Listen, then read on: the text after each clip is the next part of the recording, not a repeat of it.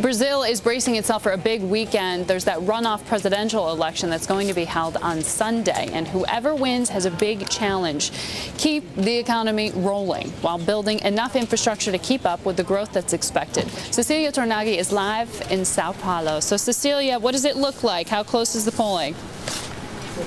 Oh, Margaret, the Lula's candidate, Dilma Rousseff, has pulled ahead in the polls of the latest one. She is 15 points ahead of her opponent, Jose Serra, and that's triple what it was in the previous one. But they do have, both of them will have to face this. They have not talked about what they're going to do about the currency issue, which everyone is talking about here. The real is up more than 30% in the last 5 years, which has helped Brazil leaving imports much cheaper, controlling inflation. Commodities export is also very happy since Chinese demand is going strong for iron ore and food products. But manufacturers here are finding it harder to keep their clients abroad, and at the same time, they are competing with cheaper imports at home.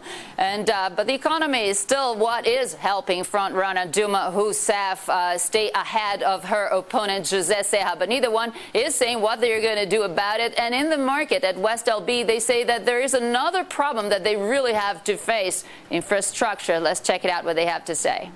We don't have infrastructure at all. The country lacks of infrastructure, and since we don't have competitiveness, we don't have infrastructure base to sustain growth, the FX appears to be a real problem. Yeah, what they've been trying to do so far is being called by the market like drying up ice cubes, Margaret. So what do people on the ground actually, do they care about this currency dispute? Well, Brazilians are not that sad about this because they're not complaining about imports. They're pushing prices down, and they're also traveling a lot more. Listen to this. The U.S. consulate in Sao Paulo, which is already the busiest in the world, Margaret, is adding to a record number of visas issued this year.